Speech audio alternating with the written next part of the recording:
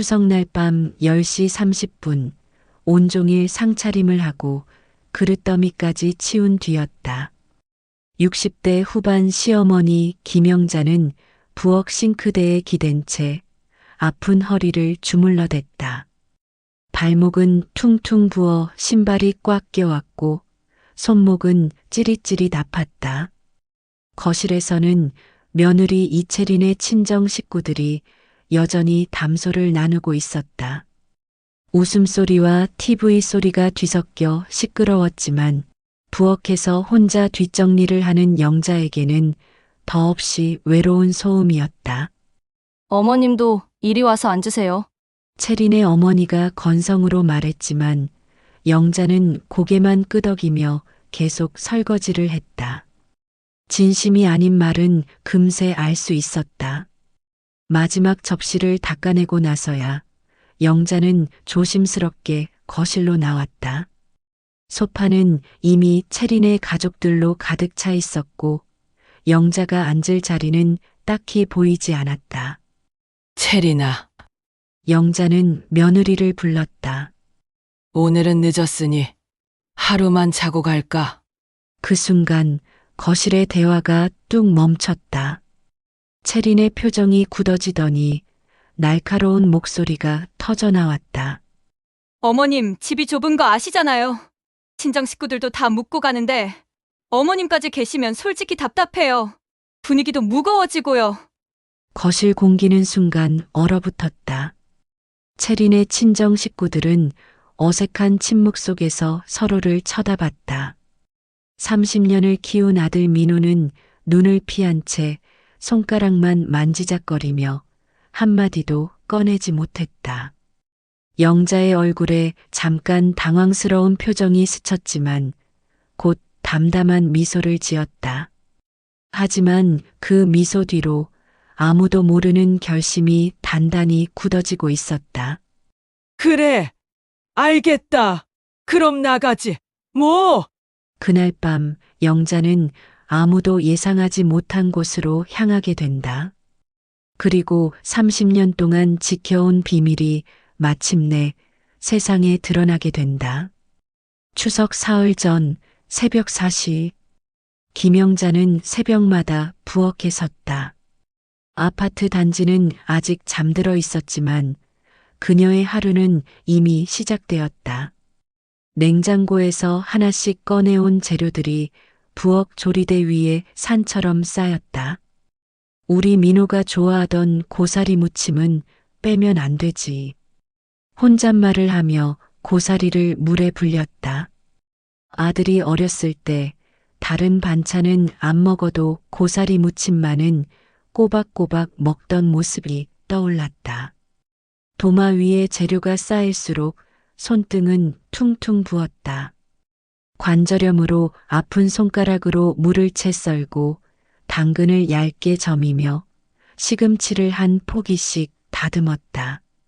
중간중간 허리를 펴며 아이고 소리가 나왔지만 손은 멈추지 않았다. 추석 이틀 전 오후 2시 핸드폰이 울렸다. 며느리 채린이었다. 어머님, 죄송한데 말씀드릴 게 있어요. 채린의 목소리는 사무적이었다. 제 친정 쪽에서 6명이 더 와요. 갑자기 결정된 거라 미리 말씀 못 드렸네요. 영자는 잠시 말을 잃었다. 이미 15명 분량을 준비하고 있었는데 갑자기 6명이 더? 그리고요, 채린이 계속했다. 저희 어머니가 혈압이 높아서 음식을 싱겁게 해주시고요. 아버지는 기름기 있는 거 못 드셔서 전도 기름 적게 부쳐주세요.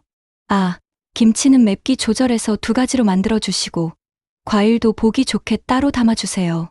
한참 들었던 영자가 조심스럽게 물었다.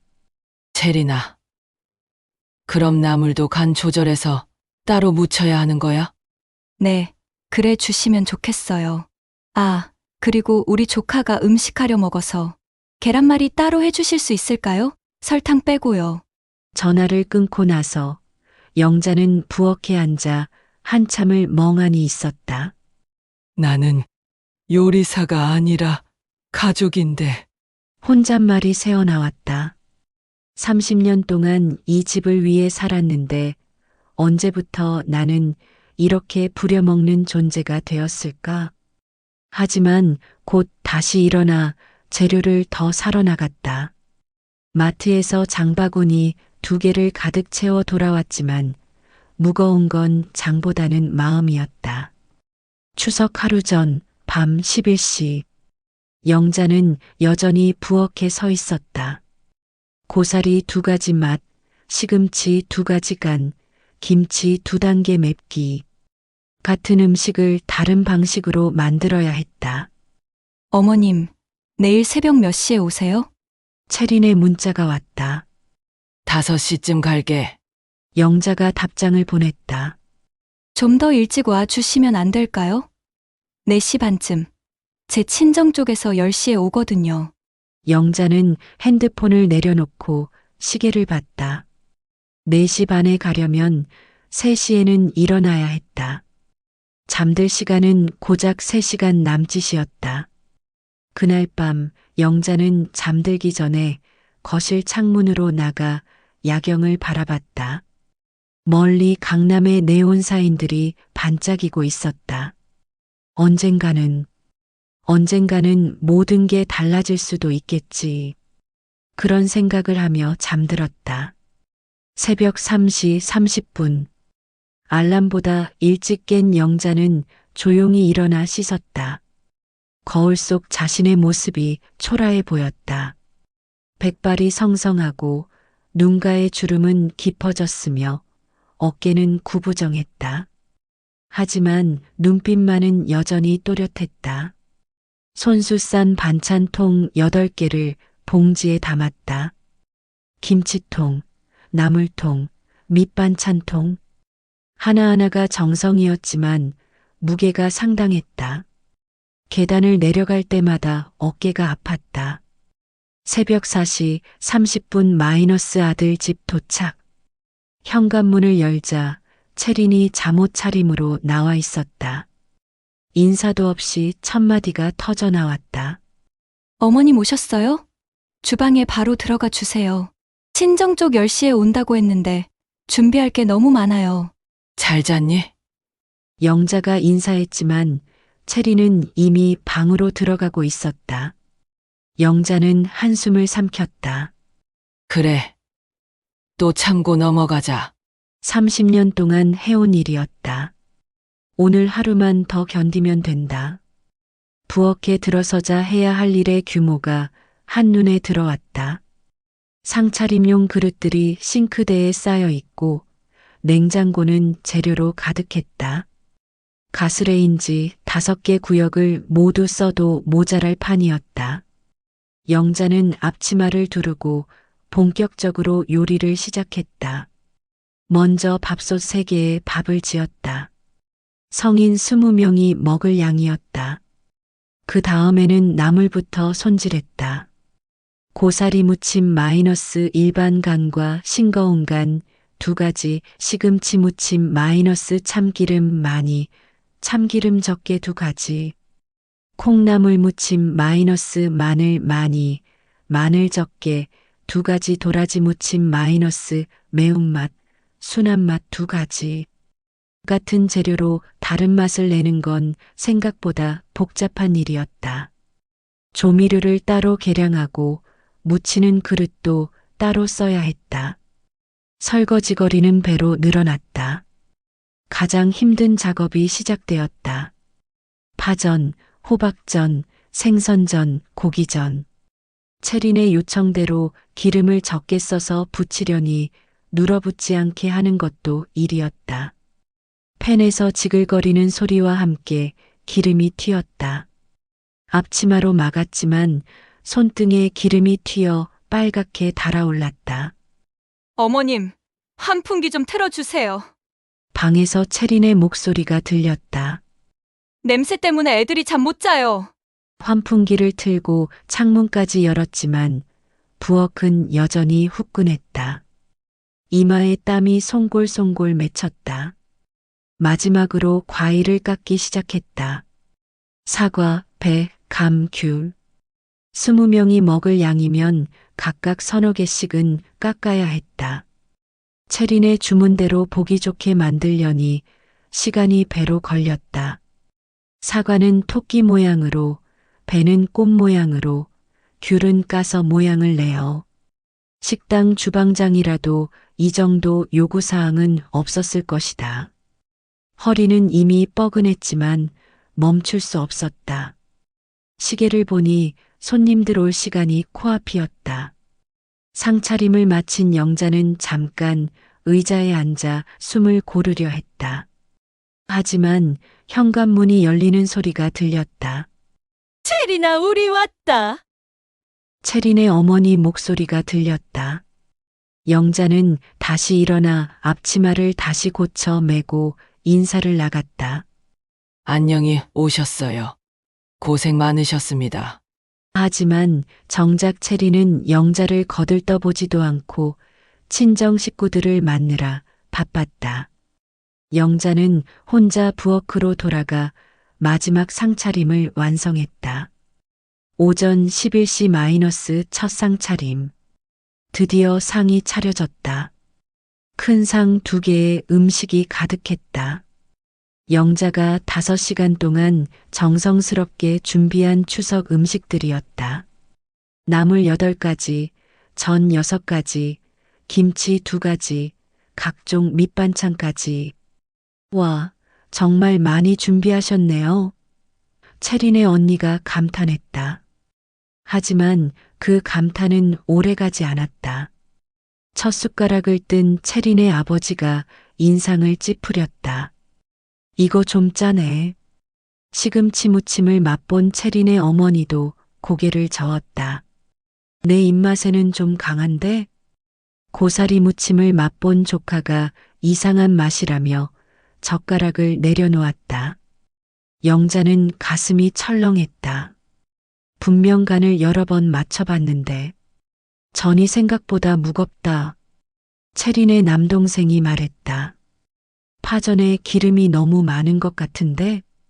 체린의 시누이가 덧붙였다. 영자는 당황스러웠다.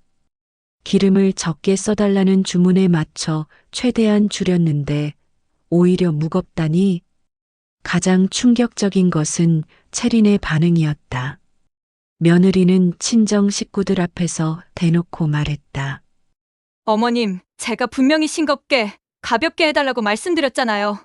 다음엔 더 신경 써주세요. 그 말을 들은 영자의 눈가가 떨렸다. 30년 동안 요리해온 자존심이 무너지는 순간이었다. 하지만 아들 민호를 바라보며 꾹 참았다. 민호는 고개만 숙이고 숟가락을 만지작거릴 뿐 어머니를 위한 한마디도 하지 않았다. 아니, 못했다. 음식이 입에 안 맞으면 나가서 사 먹으면 되잖아. 영자가 속으로만 중얼거렸다.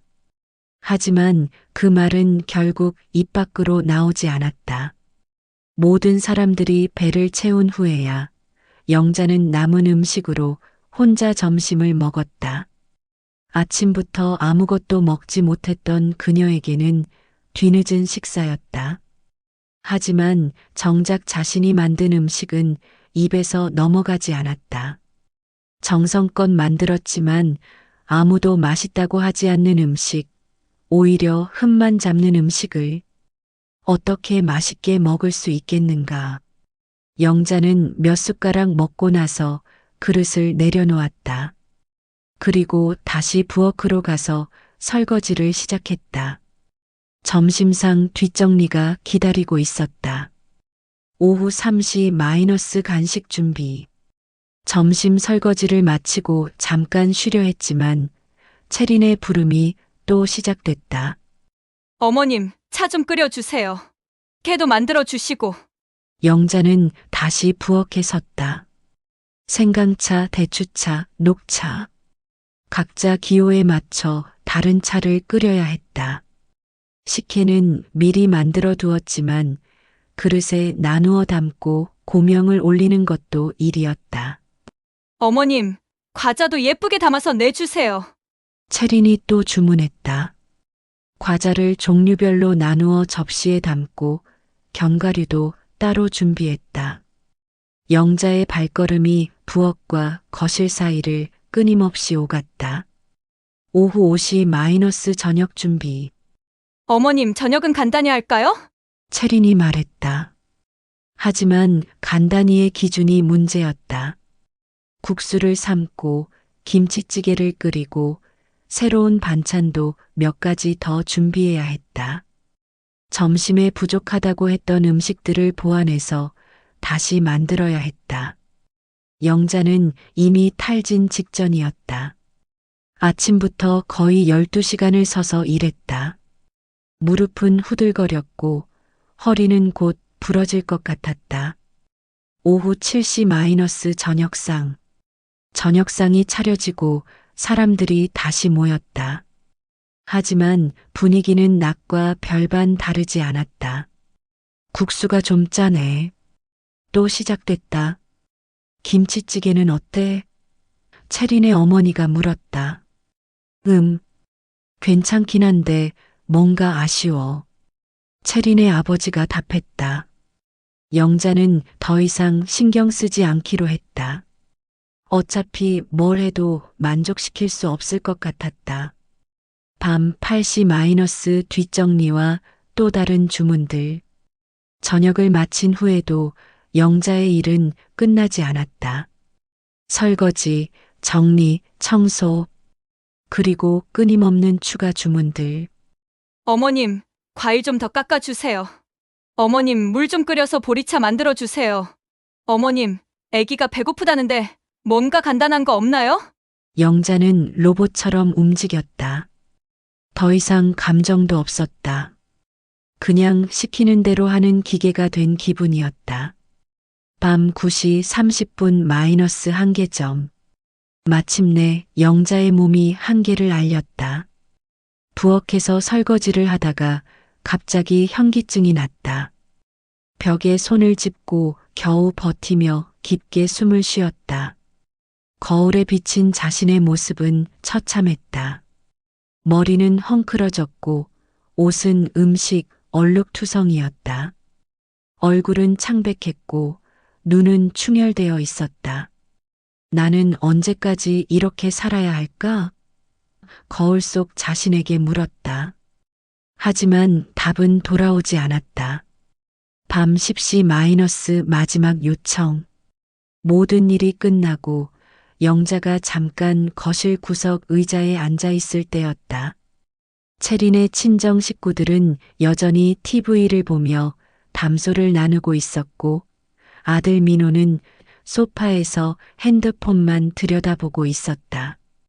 영자는 온몸이 아팠다. 발목은 퉁퉁 부어서 신발이 들어가지 않을 정도였고 어깨와 목은 돌처럼 굳어 있었다. 손목은 찌릿찌릿 아팠고 허리는 꼿꼿이 펼 수가 없었다. 그때 문득 깨달았다. 자신은 이 집에서 완전히 투명 인간이 되어 있었다. 아침부터 밤까지 온갖 일을 다 했지만 정작 아무도 그녀에게 고생하셨습니다. 감사합니다라는 말 한마디 하지 않았다. 심지어 제대로 앉을 자리도 주어지지 않았다.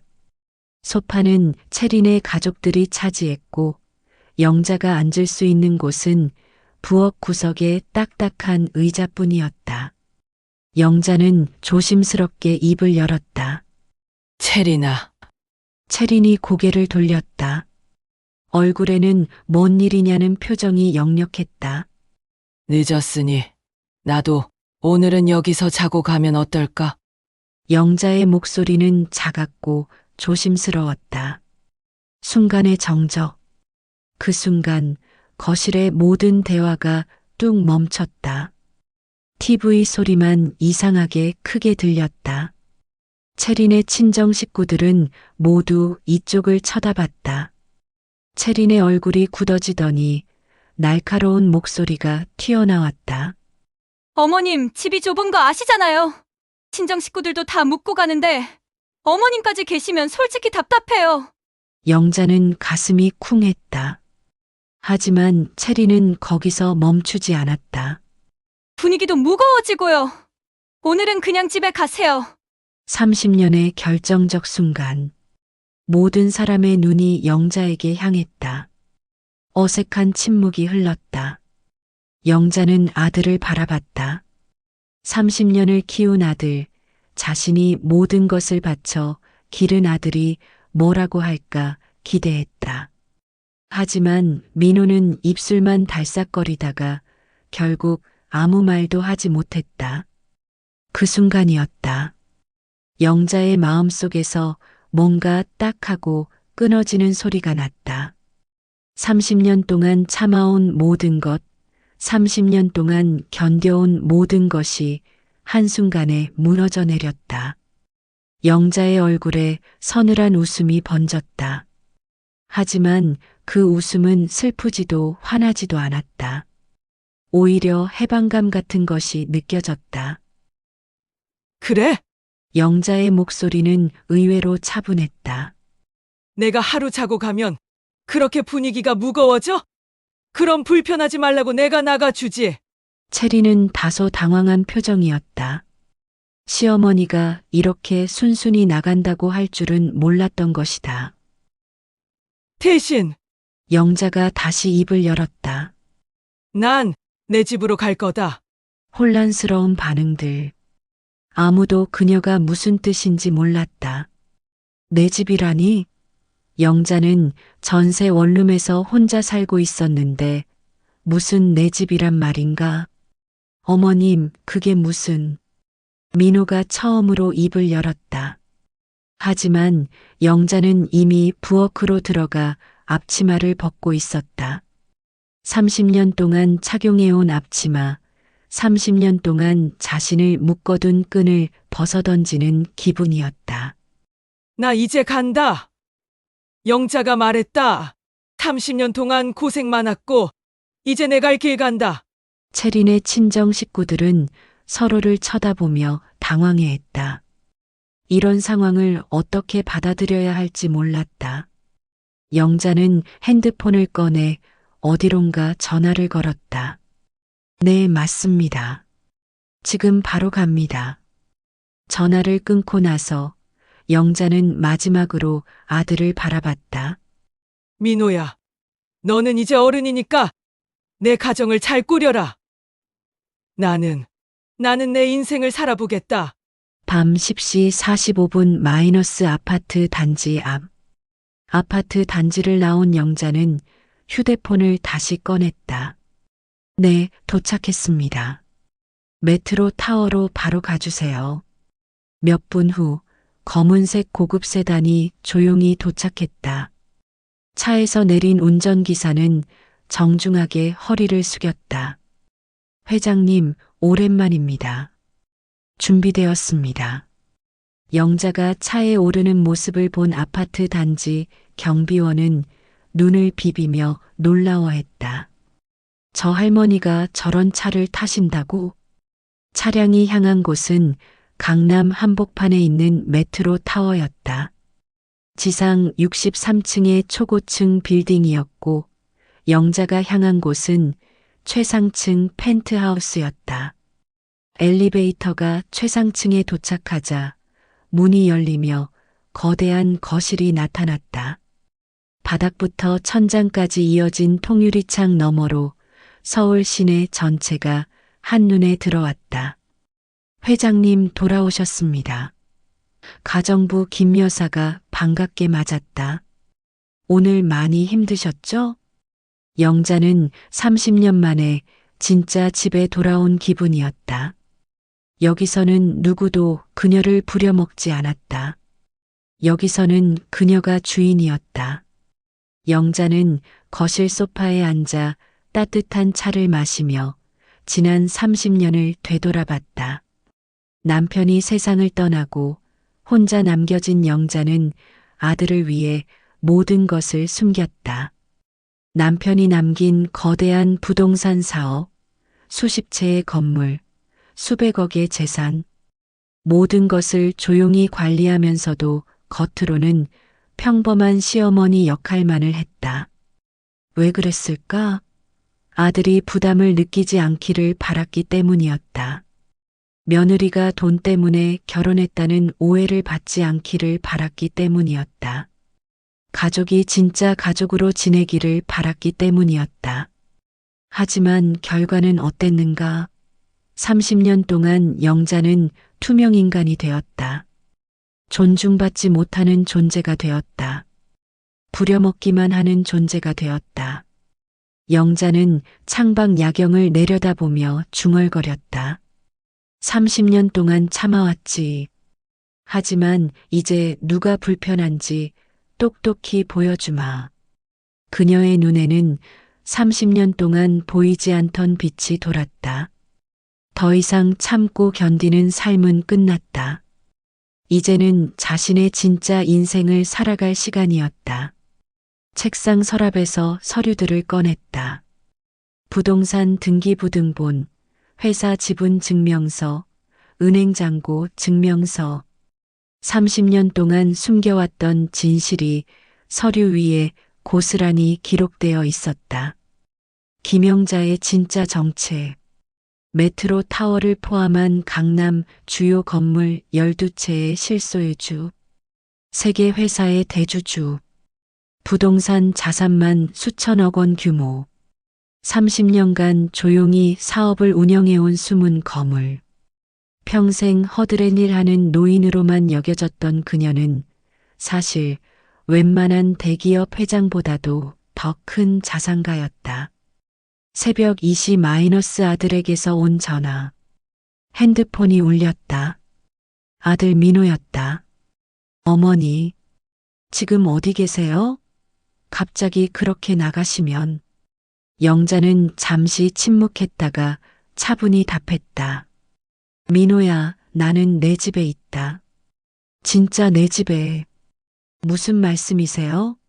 어머니 집은 메트로 타워 63층 펜트하우스다. 전화 너머로 민호의 당황스러운 숨소리가 들렸다.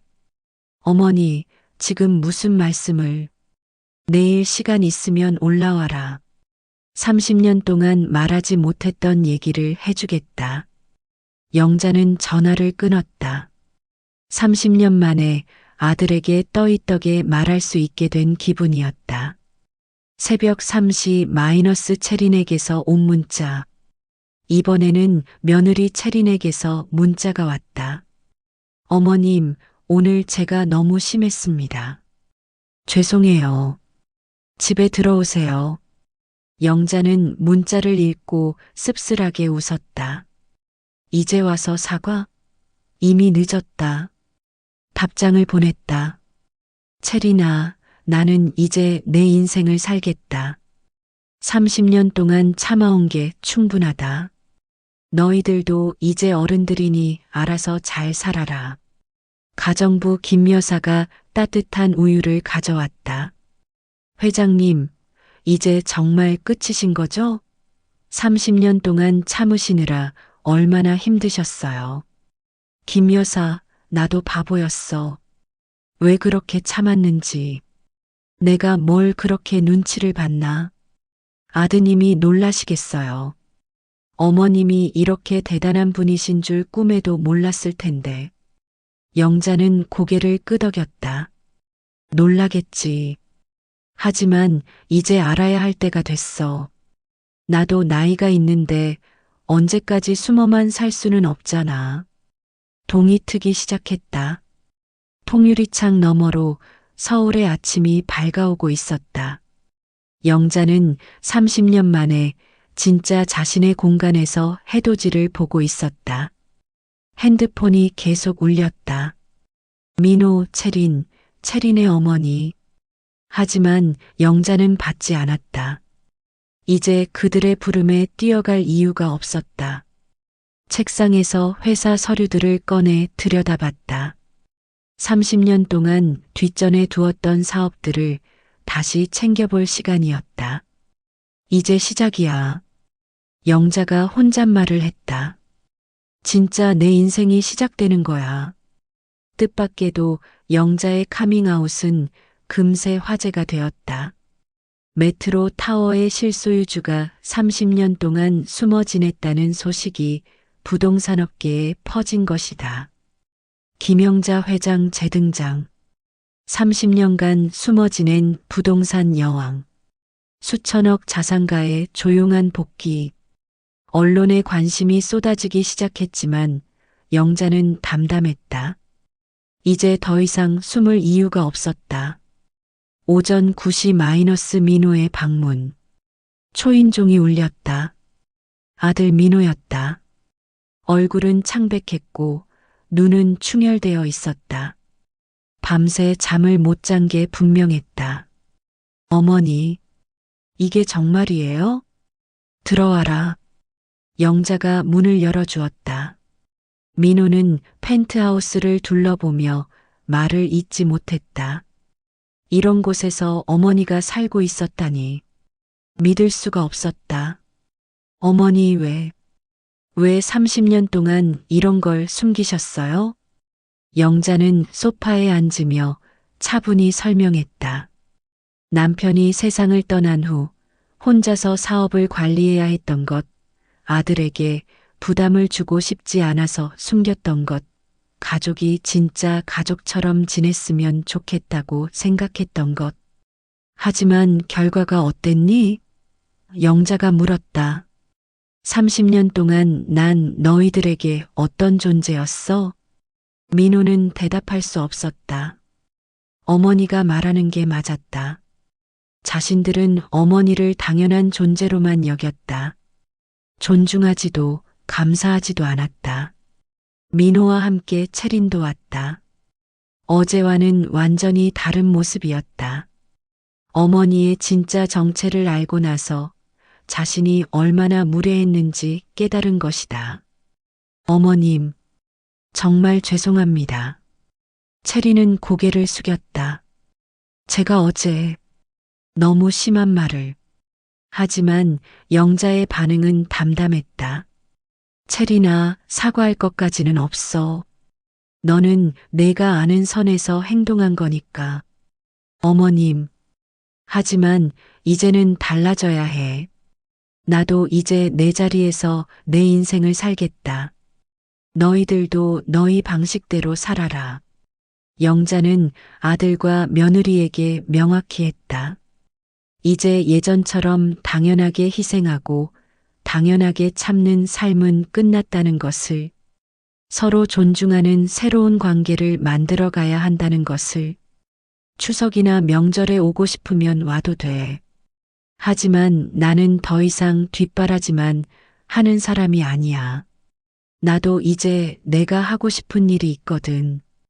민호와 채리는 고개를 끄덕였다. 어머니의 말이 맞았다. 이제는 정말로 새로운 관계를 시작해야 할 때였다. 1년 후 추석날, 메트로 타워 펜트하우스에서는 조용한 추석 모임이 열렸다. 하지만 1년 전과는 모든 게 달랐다.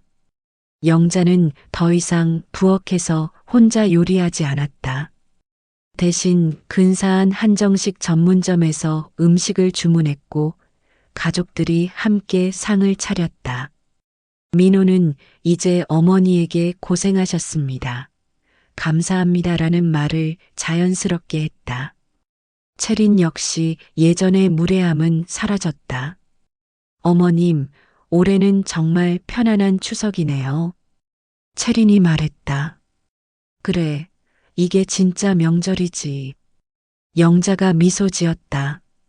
영자는 다시 사업에도 적극적으로 참여하기 시작했다. 30년 동안 미뤄두었던 새로운 프로젝트들을 추진하고 사회 공헌 활동도 시작했다. 그녀는 더 이상 숨어 지내지 않았다. 당당하게 자신의 자리에서 자신의 인생을 살았다. 마지막 장면. 추석날 저녁 가족들이 돌아간 후 영자는 혼자 창가에 서서 야경을 바라봤다. 1년 전에 그날이 떠올랐다. 어머님 계시면 다들 불편해요. 채린의 그 한마디가 결국 모든 걸 바꿔놓았다. 하지만 이제는 그 말에 감사하다는 생각이 들었다.